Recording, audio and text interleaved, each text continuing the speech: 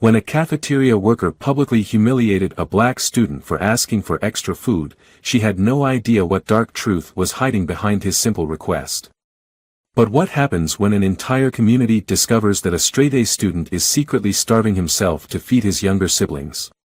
This heartbreaking story exposes how quickly we judge others without knowing their struggles, and the powerful change that can happen when people finally see the truth. Dear viewer, watch or listen this full story to enjoy this emotional journey that's changing how schools across America approach student hunger. And, if you are watching my story for the first time, I humbly request you write the location from where you are watching right now, subscribe this channel and press the bell icon now not to miss the notifications of my daily published news stories. Thank you, and let's dive into the full story. The line in Jefferson High's cafeteria moved slowly as students shuffled forward, plastic trays in hand. Marcus Johnson stood patiently, his tall, lanky frame hunched slightly as if trying to make himself smaller. At 15, he was already 5 feet 11 inches, towering over most of his classmates. His dark eyes scanned the day's offerings: meatloaf, mashed potatoes, and green beans, standard Thursday fare. Next, called Mrs. Winters, the cafeteria supervisor, her voice sharp and efficient. Her pale face, framed by a tight gray bun, rarely showed emotion beyond mild irritation. When Marcus's turn came, Ms. Davis, one of the few black workers in the cafeteria, gave him a warm smile. "Here you go, honey," she said, serving him a slightly larger portion of mashed potatoes than the other students received. "Thank you, Ms. Davis," Marcus said quietly, his voice barely audible above the cafeteria's din. Marcus moved down the line, collecting the rest of his meal before approaching the checkout counter where Mrs. Winters stood monitoring portions with hawk-like precision. "Excuse me, Mrs. Winters," Marcus began, his voice hesitant, "would it be possible to get another serving of meatloaf today?" "I'm really hungry and—" "Absolutely not," Mrs. Winters cut him off, her voice rising enough to draw attention from nearby tables. "The rules are clear, 1 serving per student. No exceptions." Marcus swallowed hard. "Please, I didn't eat breakfast this morning, and—" "Then you should wake up earlier," Mrs. Winters snapped. "We can't give out extra food just because students are disorganized. There are rules, young man." Students nearby had gone quiet, watching the exchange. Marcus felt heat rising to his face as whispers began circulating around him. "But, if I give you extra, I'll have to give everyone extra," Mrs. Winters continued, loud enough for the entire serving area to hear. "Do you think the school is made of money? Back of the line if you want to argue, or move along." Marcus's shoulders slumped. "Sorry," he mumbled, taking his tray and turning away, painfully aware of the stares following him. As he walked to an empty table in the corner, he heard Mrs. Winters mutter something about entitled attitudes to another staff member. Ms. Davis watched the exchange from her position behind the serving counter, her brow furrowed with concern. She had noticed Marcus asking for extra food several times this month, something new for the usually quiet, polite boy. Marcus ate slowly, methodically, savoring each bite. Halfway through his meal, he glanced around furtively before slipping several napkins from the dispenser. With careful movements, he wrapped his remaining meatloaf and half his mashed potatoes in the napkins, then tucked the small package into his backpack. As the bell rang signaling the end of lunch period, Marcus dumped his tray and headed toward the exit. Ms. Davis, who had been watching him, stepped briefly from behind the counter. "Marcus," she called softly as he passed. He paused, looking worried. "You doing okay, honey?" she asked, genuine concern in her eyes. "Yes, ma'am," he replied automatically, his gaze dropping to the floor. "Everything's fine." But Ms. Davis had seen the careful way he'd saved his food, and the hollow look in his eyes told a different story. As Marcus disappeared into the hallway, she made a mental note to keep a closer eye on him. Something wasn't right with that boy, and Mrs. Winters's public humiliation had only made it worse. The apartment building on Westview Street had seen better days. Paint peeled from the exterior walls, and the security door had been broken for months. Marcus climbed the 4 flights of stairs quickly. The elevator had stopped working last year, his backpack heavy with textbooks and carefully wrapped cafeteria food. At apartment 4C, he fished a key from around his neck and unlocked the door, stepping into the small but meticulously clean living space. Marcus. 8-year-old Zoe's face lit up as she rushed from the worn couch where she'd been reading. Her school let out an hour earlier than the high school, and Mrs. Henderson from 4A watched her until Marcus got home. "Hey, sunshine," Marcus smiled, the tension in his shoulders easing slightly as his sister wrapped her arms around his waist. "Where's Jamal?" "He's finishing homework." Zoe pointed toward the small dining table where their 10-year-old brother sat hunched over a notebook, tongue sticking out in concentration. "Hey, J-Man," Marcus called, setting his backpack down. Jamal looked up, pushing his glasses higher on his nose. "Marcus. Can you help me with fractions? They're really hard." "Sure thing, after we eat," Marcus replied, moving to the kitchen area.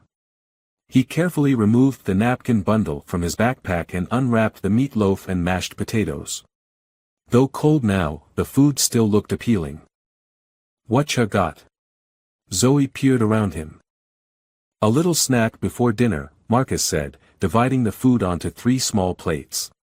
"Mom won't be home until her shift ends at the hospital, and then she goes straight to the convenience store job." Since their father's unexpected death from a heart attack 10 months ago, their mother had been working double shifts to keep the family afloat. The insurance money had run out quickly, and the medical bills had been substantial. The 3 siblings sat at the table, Jamal clearing his homework to make space. Marcus watched as Zoe and Jamal eagerly ate their small portions. He took only a few bites of his own, claiming he'd eaten his fill at school. "You didn't eat breakfast either," Jamal observed, ever perceptive. "Mom left oatmeal." "Wasn't hungry then," Marcus shrugged. "Besides, big lunch today. Thursday is meatloaf day." After their snack, Marcus helped Jamal with his fractions while Zoe worked on her reading assignment. The apartment was quiet except for the occasional question from Jamal or comment from Zoe about her book. At 6, Marcus heated up the chicken soup their mother had prepared the previous weekend and frozen in portions. There wasn't quite enough for 3 full bowls, so Marcus again took less, saying he wasn't very hungry. That night, after putting his siblings to bed with promises that Mom would come kiss them when she got home, even though she usually returned well after midnight, Marcus sat at the kitchen table attempting to focus on his history assignment. His stomach growled loudly in the quiet apartment. He ignored it, turning the page of his textbook. The words blurred slightly as fatigue set in. He'd been up since 5:30 a.m., preparing breakfast and lunch for Zoe and Jamal before getting them to school. Marcus rubbed his eyes. His straight-A average had been slipping lately. Mr. Reynolds, his history teacher, had noticed and asked if everything was okay. Marcus had assured him it was just a little insomnia. The truth was more complicated. How could he explain that he was constantly hungry? That he lay awake worrying about bills he'd seen his mother crying over? That sometimes, making sure Zoe and Jamal had enough meant he went without? His stomach growled again, more insistent this time. "Just a few more hours," he whispered to himself. "Mom will bring home something from the convenience store." He turned back to his homework, determined to maintain his grades. A scholarship was his only hope for college now, and his only chance to eventually help his family escape the cycle of barely getting by. Mr. Reynolds watched his third-period U.S. history class file out the door, his eyes following Marcus Johnson as the boy gathered his books with sluggish movements. Once a vibrant participant in class discussions, Marcus had grown increasingly withdrawn over the past few months. His last quiz had come back with a D, shocking for a student who had maintained a solid A average throughout the year. "Marcus," Mr. Reynolds called as the boy neared the door. "Got a minute?" Marcus paused, adjusting his backpack. "Yes, sir." Mr. Reynolds gestured to the chair beside his desk. "Have a seat." The classroom emptied, leaving them alone in the momentary quiet before the next period's chaos would begin. Mr. Reynolds studied the teen, noticing the dark circles under his eyes, the way his Jefferson High sweatshirt hung more loosely on his frame than it had in September. "I'm concerned about your last few assignments," Mr. Reynolds began, pulling out Marcus's quiz. "This isn't like you." Marcus stared at the paper, his expression unreadable. "I'll do better next time, Mr. Reynolds. I promise." "That's not what I'm worried about," the teacher said gently. He was in his mid-30s, one of only 2 black male teachers at Jefferson High. Students often found him approachable, particularly students of color who saw in him something rare in this school, someone who might understand their experiences. "Is everything all right at home?" A flash of something, fear, worry, crossed Marcus's face before his expression settled back into careful neutrality. "Everything's fine, sir." Mr. Reynolds leaned back, remembering the promising freshman who had stayed after class to discuss historical contexts beyond the textbook's oversimplified narratives. That Marcus had been intellectually hungry, eyes bright with curiosity. The young man before him now seemed hollowed out, as if that hunger had been replaced by something more fundamental.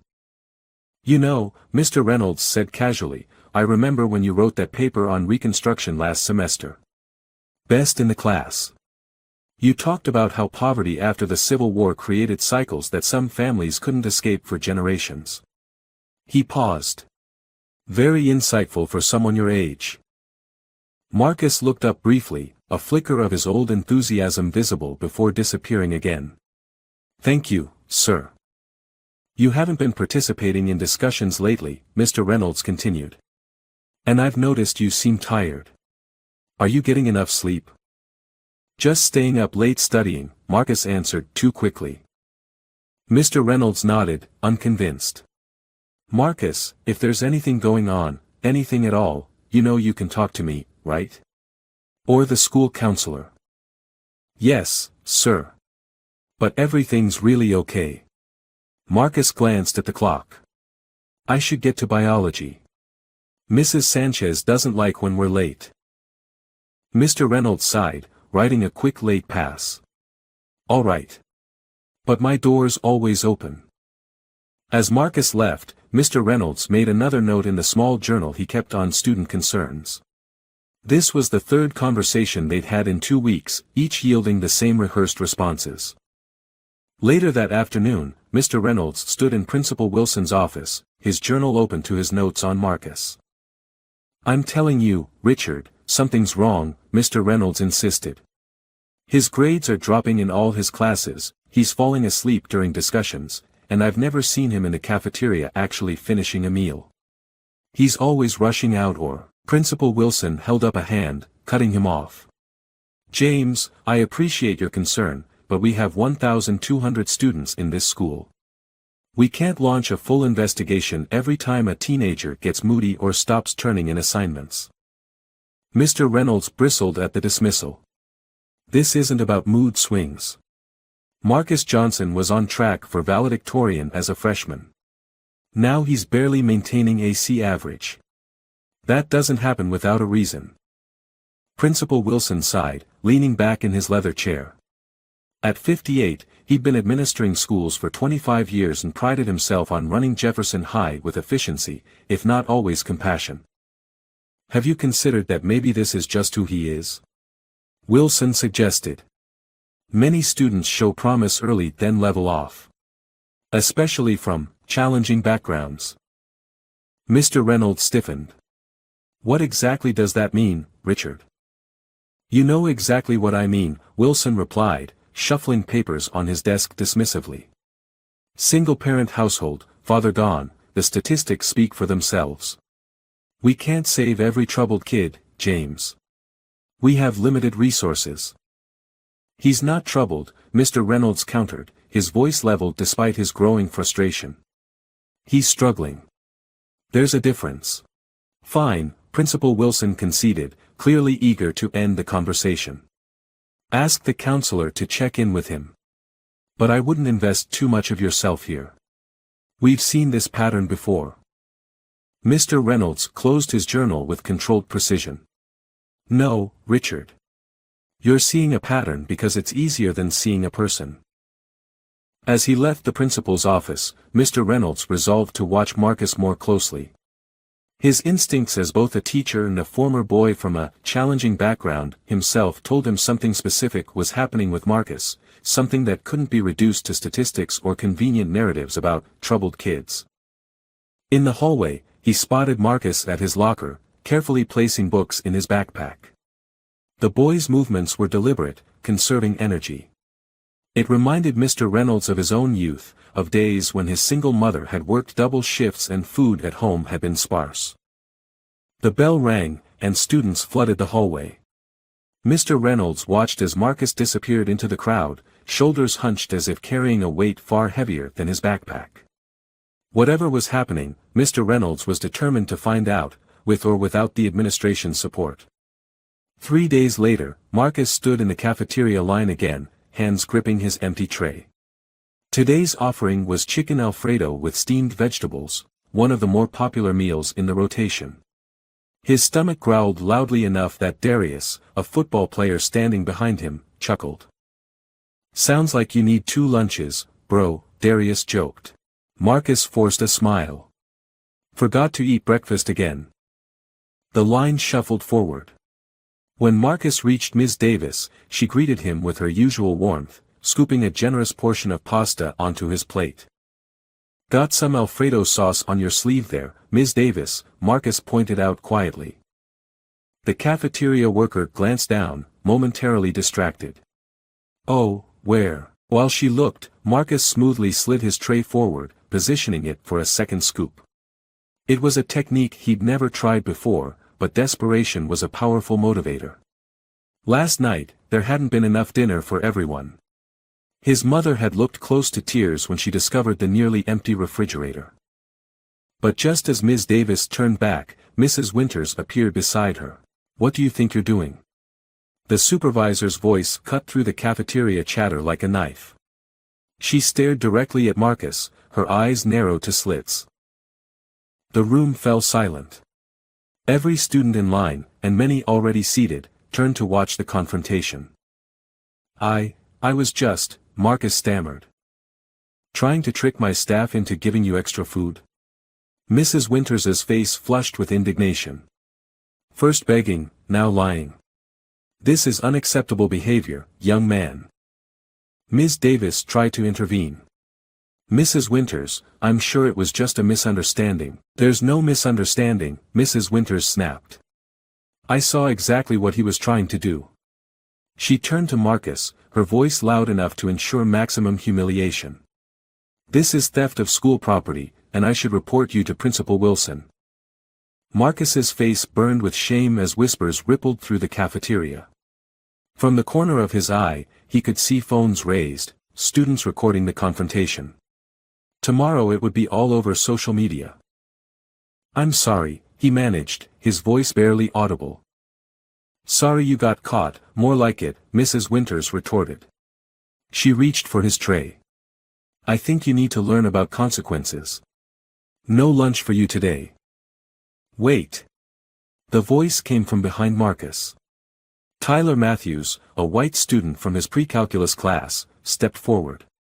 "That's not right. You can't just take his food." Mrs. Winters's eyebrows shot up. "Excuse me?" "I mean, it's his lunch period.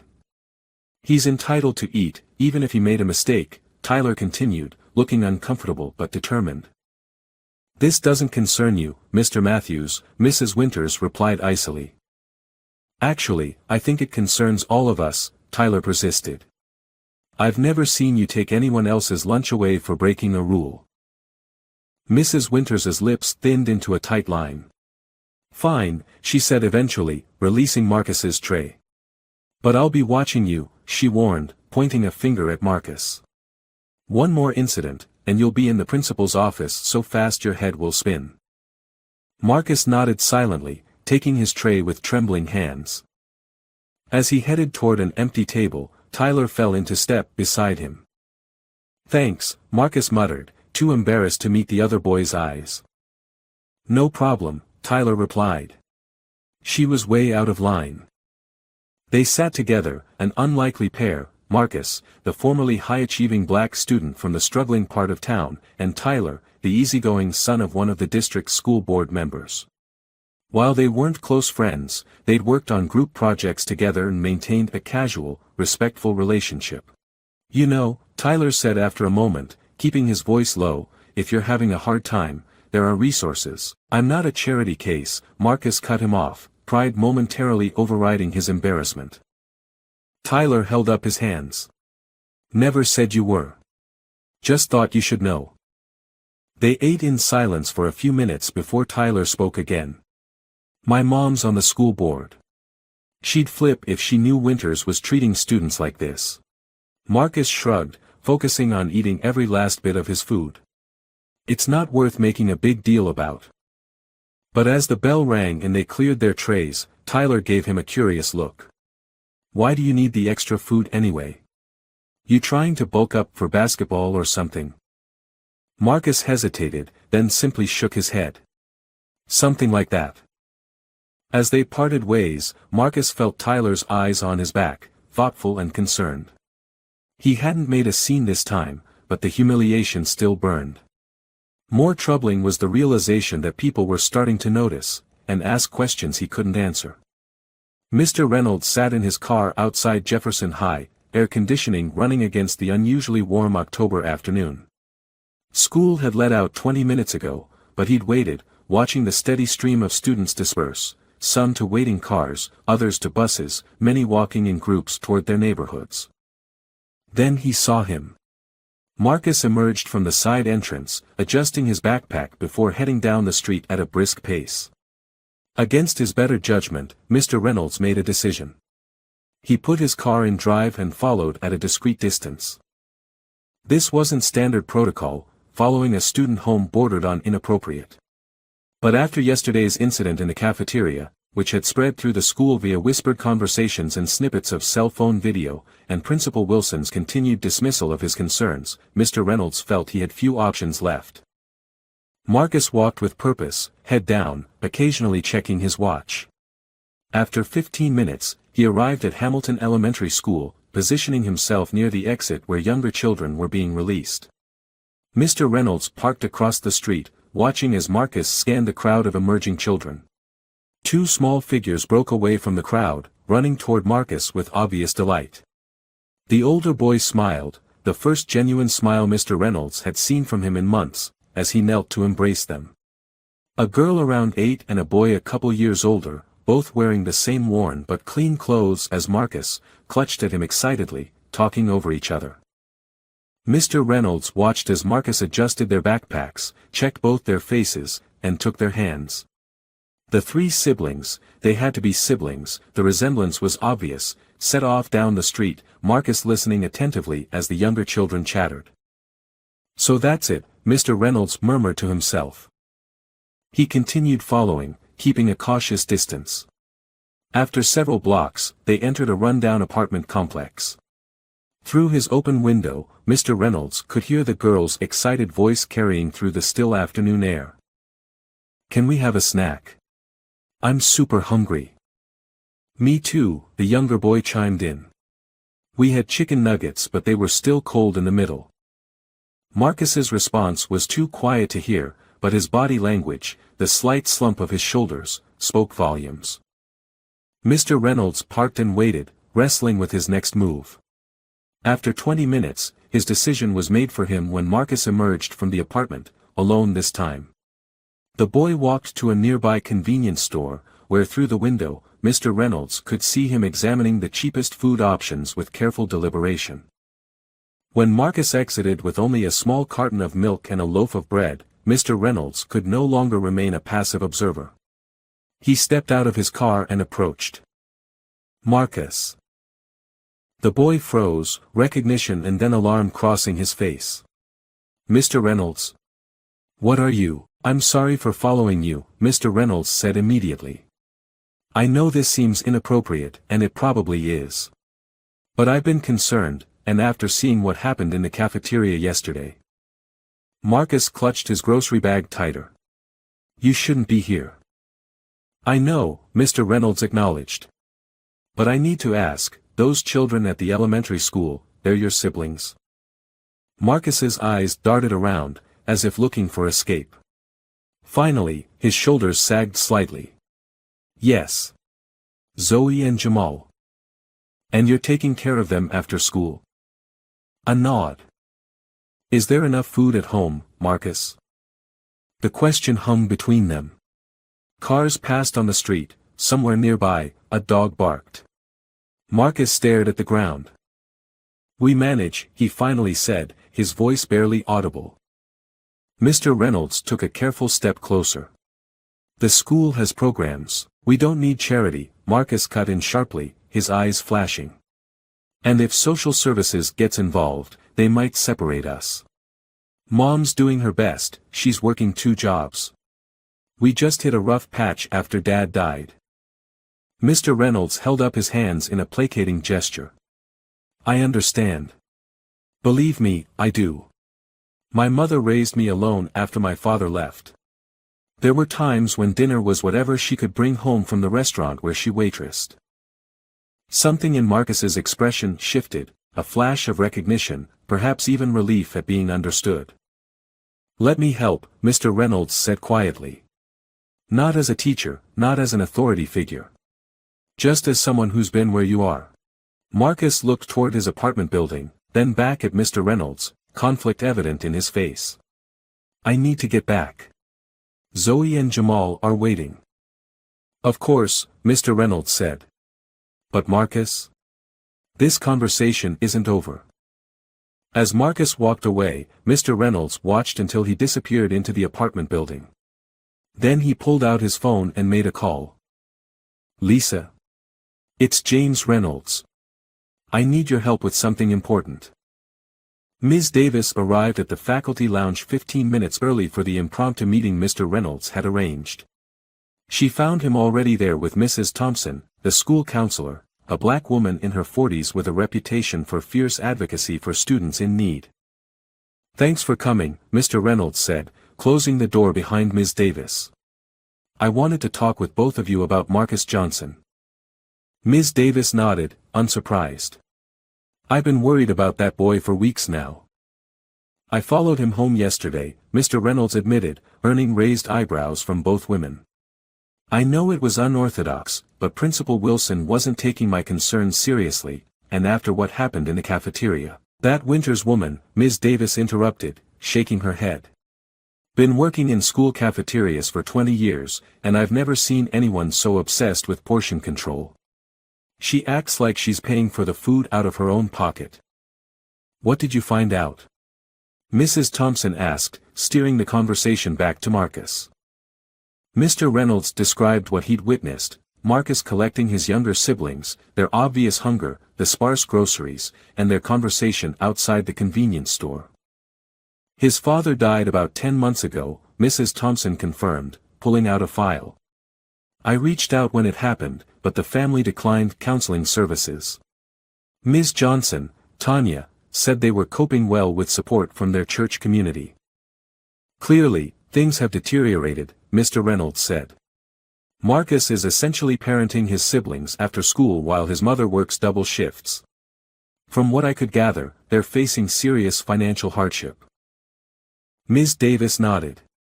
That explains why he's been trying to get extra food in the cafeteria. I noticed him wrapping up portions to take home. I started giving him a little extra when I could, but Winters watches like a hawk. What options do we have? Mr. Reynolds asked Mrs. Thompson. Marcus is resistant to formal assistance, he's worried about social services separating the family. Mrs. Thompson sighed. A valid concern, unfortunately. The system doesn't always recognize that families can be struggling but still loving and intact. She tapped her pen against her notepad. Let me check his records for more details. She flipped through the file, scanning various documents. Father died of a heart attack, medical bills, mother took second job 3 months ago when they received an eviction notice. Marcus was enrolled in our free lunch program from the beginning, but there's no notation about his siblings. Elementary schools have different systems, Ms. Davis offered. Often less flexible than ours. What about the weekend food backpack program? Mr. Reynolds suggested. It's at capacity, Mrs. Thompson replied grimly. Budget cuts last year reduced the number of families we can serve. So what do we do? Ms. Davis asked. We can't just let these children go hungry. The three educators sat in troubled silence. Finally, Mr. Reynolds spoke. I think we need to approach this from multiple angles. First, we need to find immediate food assistance for the family. Second, we need to address the systemic issues at our school that made this situation worse rather than better. You mean Mrs. Winters, Ms. Davis stated. Among others, Mr. Reynolds nodded. Principal Wilson's dismissive attitude isn't helping either. We'll need leverage, Mrs. Thompson mused. Wilson only responds to pressure from above. Like the school board? Mr. Reynolds suggested. Exactly, Mrs. Thompson nodded. But we need to be careful. Marcus is right to be concerned about outside intervention. If we don't handle this properly, we could make things worse for the family. We need to talk to Ms. Johnson directly, Ms. Davis suggested. Mother to mother. She needs to know we're allies, not threats. Agreed, said Mrs. Thompson. I can reach out today. Meanwhile, James, you should document every interaction you've had regarding this situation, especially with Principal Wilson and Mrs. Winters. As they finalized their plan, none of them noticed Dr. Jenkins, the school board representative, making a surprise visit, pausing outside the faculty lounge door, his interest piqued by the mention of systemic issues and pressure from above. He moved closer to the door, listening intently as the three educators continued their discussion, unaware that their concerns were about to reach higher levels than they'd anticipated. Principal Wilson's office felt particularly small that afternoon as 5 adults sat in tense silence. Mr. Reynolds and Mrs. Thompson flanked one side of the conference table while Principal Wilson and Mrs. Winters occupied the other. Dr. Jenkins, the school board representative, a thin man with wire-rimmed glasses and an expensive suit, sat at the head, reviewing a folder of hastily assembled documents. Let me make sure I understand the situation, Dr. Jenkins said finally, his voice measured. A student has been attempting to obtain additional food from the cafeteria, presumably to take home to his siblings. When caught, he was publicly reprimanded and nearly had his entire lunch confiscated. The student was attempting to circumvent established protocols, Mrs. Winters interjected, her posture rigid. We have strict portion guidelines to ensure equitable distribution. Ms. Winters, Dr. Jenkins cut her off without looking up from the documents. I'd appreciate it if you'd let me finish. Mrs. Winters pressed her lips together, shooting a venomous glance at Mr. Reynolds. Furthermore, Dr. Jenkins continued, when concerns about this student's welfare were brought to administration, they were dismissed as. He consulted his notes, inevitable patterns from challenging backgrounds. He looked directly at Principal Wilson. Is that accurate, Richard? Principal Wilson shifted uncomfortably. That's taking my comments out of context, Charles. What I meant was, I know exactly what you meant, Dr. Jenkins said coolly. I grew up in what you'd call a challenging background, myself. The principal's face flushed. I simply meant that we have limited resources and can't address every struggling student's needs. That's precisely the issue, Mr. Reynolds spoke up, his voice calm but firm. Marcus Johnson isn't just any struggling student. He's a formerly straight-A student whose entire family is in crisis after his father's death. Instead of receiving support from his school, he's been humiliated for trying to feed his younger siblings. I was merely enforcing policy, Mrs. Winters insisted. The rules clearly state. The rules weren't written for children who are starving, Mrs. Thompson interjected. And policy is never more important than compassion. Dr. Jenkins nodded, turning a page in the folder. I've reviewed the cafeteria budget. Interestingly, there's a significant surplus in the food allocation from last quarter. Care to explain that, Mrs. Winters? Mrs. Winters's face paled slightly. Fiscal responsibility. I've been careful with portions to ensure we stay under budget. So careful that children are going hungry while food goes unused. Dr. Jenkins asked pointedly.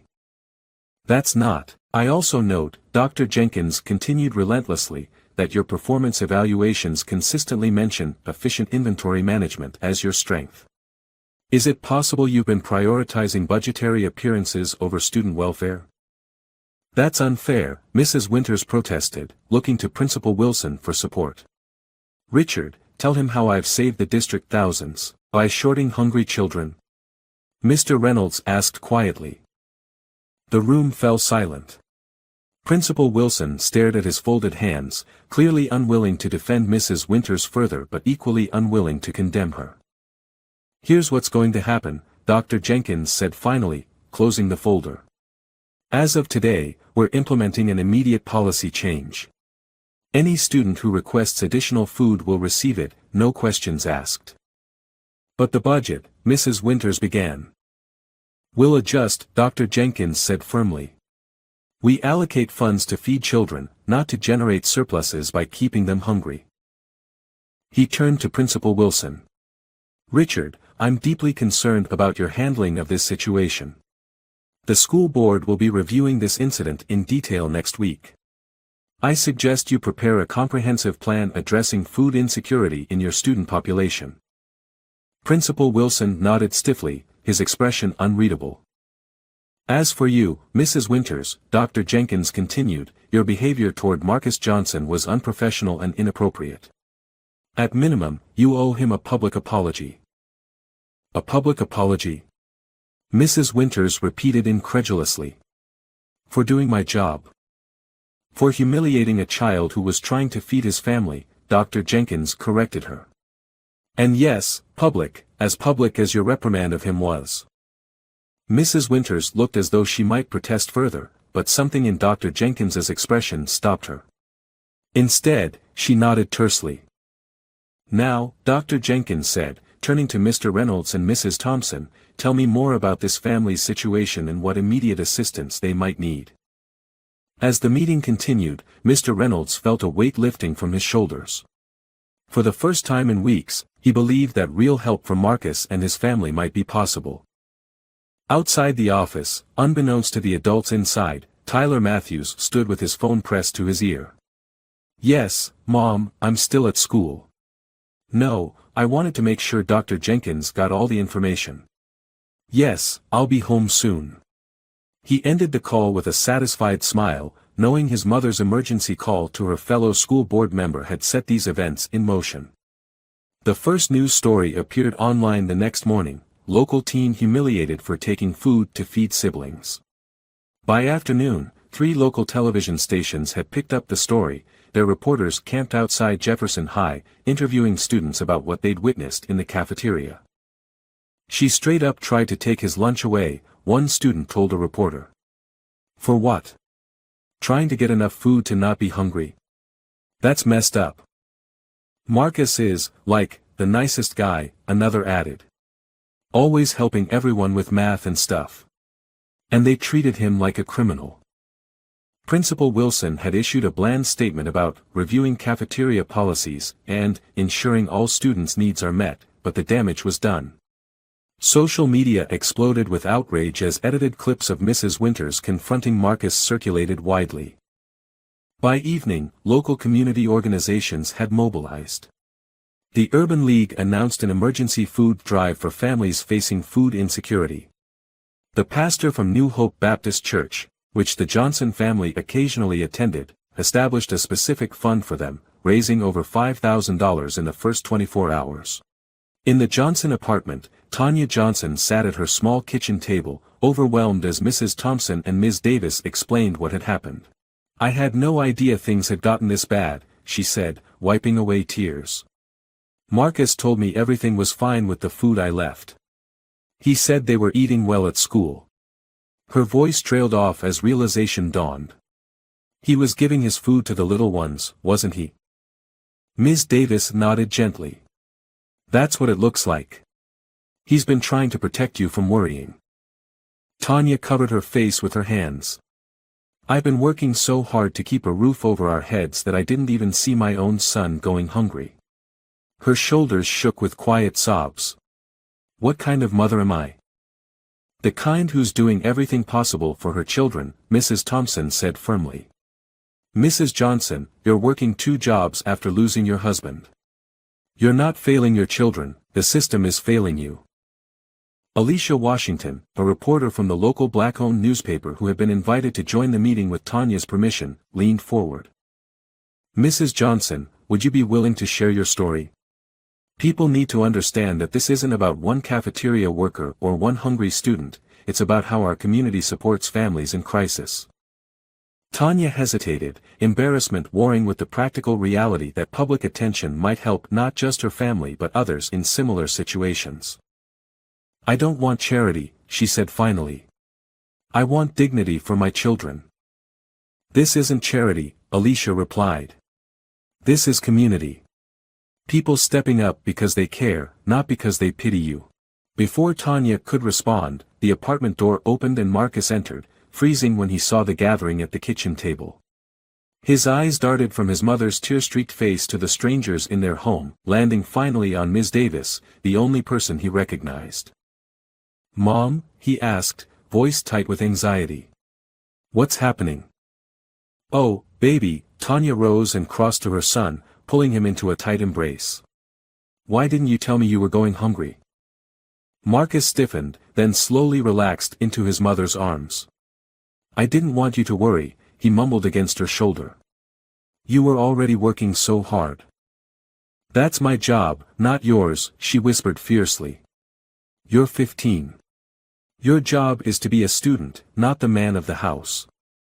But Dad said, your father would never have wanted you to sacrifice your own well-being, Tanya pulled back, cupping her son's face.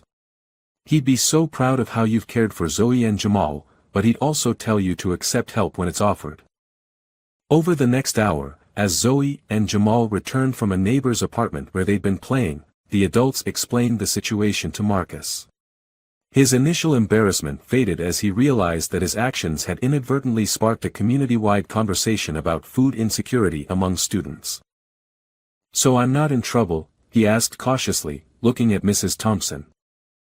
No, Marcus, she assured him. You're not in trouble. If anything, the school is in trouble for failing you. That evening, as news coverage continued to grow, the Johnson family received their first delivery of groceries, not from a charity organization, but from a spontaneous neighborhood effort organized by Tyler's mother, who had rallied other school board members' families to support the Johnsons directly. By the weekend, what had begun as one family's crisis had transformed into a movement. Community members packed the school board's emergency Saturday meeting, demanding changes to the district's approach to student hunger. This isn't just about Marcus Johnson, one parent said during public comment. How many other children are going hungry while we have surplus food budget? How many are too proud or too scared to ask for help? Outside the meeting, volunteers collected donations for an expanded weekend backpack program. Local restaurant owners pledged regular meal deliveries to identified families. The mayor, sensing a political opportunity, announced a task force on childhood food insecurity. As the community rallied, Marcus watched in amazement, finally understanding what Mr. Reynolds had tried to tell him. Sometimes, allowing others to help wasn't accepting charity, it was accepting community. The emergency school board meeting had been underway for nearly 3 hours. The boardroom, typically half empty for regular meetings, was standing room only, with community members spilling into the hallway. Local media lined the back wall, cameras capturing every moment of what had become the district's most significant policy debate in years. At the front table sat the 7 board members, Principal Wilson, Superintendent Garcia, and Dr. Jenkins, who had taken a central role in driving the agenda. Mrs. Winters sat in the front row, her usual confidence replaced by a defensive posture as speaker after speaker referenced her treatment of Marcus. We've heard from community members, experts in food insecurity, and affected families, Board President Eleanor Matthews, Tyler's mother, said, bringing the public comment period to a close. Now we need to discuss concrete policy changes to address these issues. Superintendent Garcia cleared his throat. If I may, I've prepared a preliminary proposal for consideration. He distributed documents to the board members, a copy projected onto the screen behind him. The Student Nutrition Security Initiative would implement several immediate changes, he explained. First, elimination of all barriers to students receiving adequate food during school hours. Second, expansion of the weekend backpack program to accommodate all identified families. Third, creation of a discrete system for students to indicate they need additional food to take home. Board member Richard Peters frowned. And the budget implications? Approximately $145,000 annually, Superintendent Garcia replied. Which constitutes less than 0.2% of our overall budget. We actually have most of this money already allocated in the food services budget, Dr. Jenkins added pointedly. It just wasn't being used for its intended purpose. Mrs. Winters shifted uncomfortably in her seat. I'd like to add something, Mr. Reynolds spoke up from his position near the side wall. The board president nodded, and he stepped forward. While these changes address the immediate issue of food access, they don't address the systemic problem that allowed this situation to develop in the first place. What do you suggest? Board President Matthews asked. Mandatory training for all staff on recognizing signs of student need. Anonymous reporting channels for students to request help without shame. Regular review of any policies that prioritize rules over student welfare. Mr. Reynolds paused.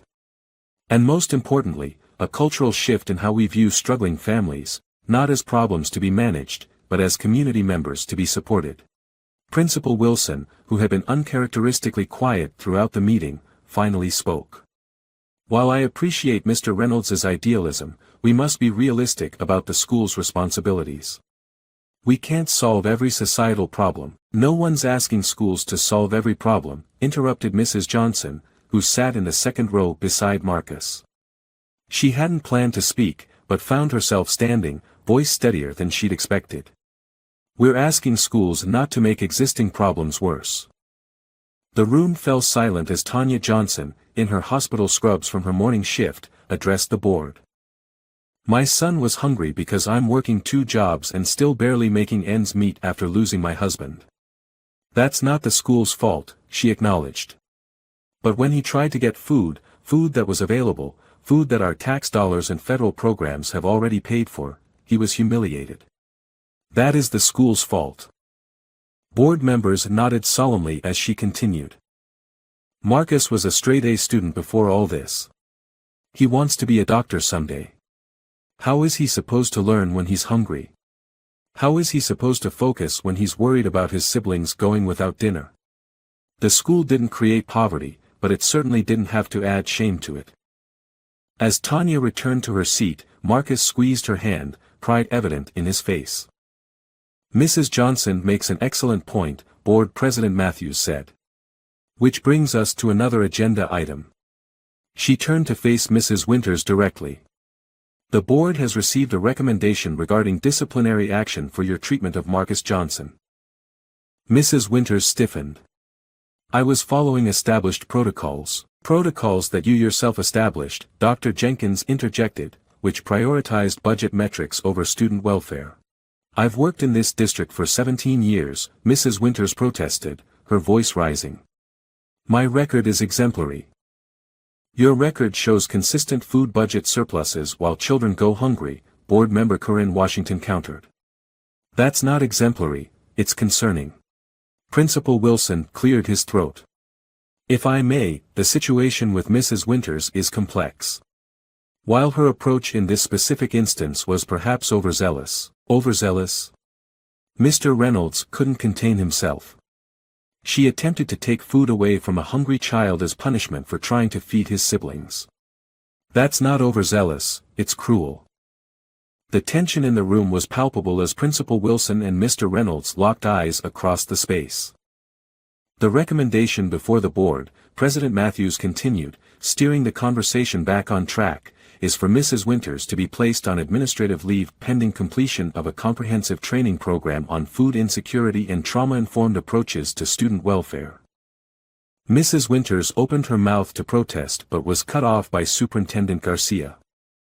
Additionally, he said firmly, upon return, Mrs. Winters would work under the supervision of a newly created position, Director of Student Support Services, for which we will be conducting a search immediately. The board voted unanimously to approve both the policy changes and the personnel recommendations. As the meeting concluded, reporters swarmed forward for statements. Marcus and his mother slipped out a side door, accompanied by Mr. Reynolds and Mrs. Thompson. "What happens now?" Marcus asked quietly as they walked toward the parking lot. "Now," Mr. Reynolds replied, "we make sure these promises turn into real change." Principal Wilson, watching them leave from the boardroom window, felt a complicated mix of emotions. His administrative instinct had been to contain the situation, minimize disruption, avoid public scrutiny. Yet he couldn't deny the powerful community response or the genuine need that had been revealed. For the first time in his career, Wilson wondered if his efficient approach to school leadership had mistaken rules for righteousness, protocols for purpose. As he turned back to face the reporters waiting for his statement, he made a decision. Instead of the defensive response he prepared, he would acknowledge the failure and commit to change, not just in policy, but in perspective. Sometimes, he realized, the most important lessons in a school weren't taught in classrooms at all. The cafeteria at Jefferson High buzzed with lunchtime energy, but subtle changes were evident to anyone paying attention. A discreet sign by the exit now read, "Need extra? Just ask. No questions asked." Marcus stood in line, tray in hand, no longer hunched as if trying to make himself invisible. When he reached the serving station, Ms. Davis greeted him with her usual warm smile and a generous portion of roast chicken. "How's it going, honey?" she asked, as she did every day. "Good, Ms. Davis," Marcus replied, and for the first time in months, it wasn't a lie. His mother's hospital schedule had been adjusted, allowing her to drop the convenience store job. The Community Support Fund had helped clear their most pressing debts, and a rental assistance program had reduced their housing costs. Most importantly, the new weekend food program ensured all 3 Johnson children had adequate meals. As Marcus moved through the line, he noticed Mrs. Winters at the checkout station. Her return from administrative leave had been awkward for everyone. Today, however, as he approached, she met his eyes directly. "Marcus," she said, her voice lacking its former sharpness, "would you have time after school today? The student committee is meeting to review new meal options." "Yes, ma'am," he replied, surprised by the request. It wasn't exactly warmth, but it was acknowledgement, recognition that his voice mattered in decisions about food policy. After school, as Marcus headed to the meeting, he passed the new community pantry near the main entrance. He spotted Zoe and Jamal waiting beside it, chatting with Ms. Davis, who handed them a paper bag of fresh fruit and granola bars, a daily offering for siblings who came to meet their high school brothers and sisters. "Thank you," Marcus said to Ms. Davis, the simple words carrying the weight of months of struggle. "Just doing what we should have been doing all along," she replied, patting his arm. As they walked home, Marcus felt a lightness that had been absent for almost a year. His grades were improving, his mother was sleeping more than 4 hours a night, and none of them were going to bed hungry. Near their apartment, neighbors were planting a community garden in what had been a neglected patch of dirt. "What's happening?" he asked an elderly woman supervising the work. "Community Victory Garden, young man. Your story inspired quite a few people." She handed him a seedling. "Want to help? This one needs a good spot in the sun." Marcus looked at the tiny plant, fragile but full of potential, needing only the right conditions to thrive. "What do you think?" he asked his siblings. "Should we plant it together?" As the 3 Johnson children knelt in the dirt, carefully making space for new growth, Marcus realized that this, creating sustenance together, neighbors helping neighbors, was perhaps the most important lesson of all. Dear friend, no child should ever go hungry, especially in a school where food is already available. This story may be fiction, but the reality of student hunger is happening in schools across our nation every day. When we see someone struggling, the easiest response is judgment, but the right response is compassion. You never know what battles someone is fighting behind their smile. If this story touched your heart, Please hit that like button and subscribe to our channel for more content that shines light on hidden struggles and celebrates the power of community to create change. Together, we can transform judgment into understanding and isolation into connection.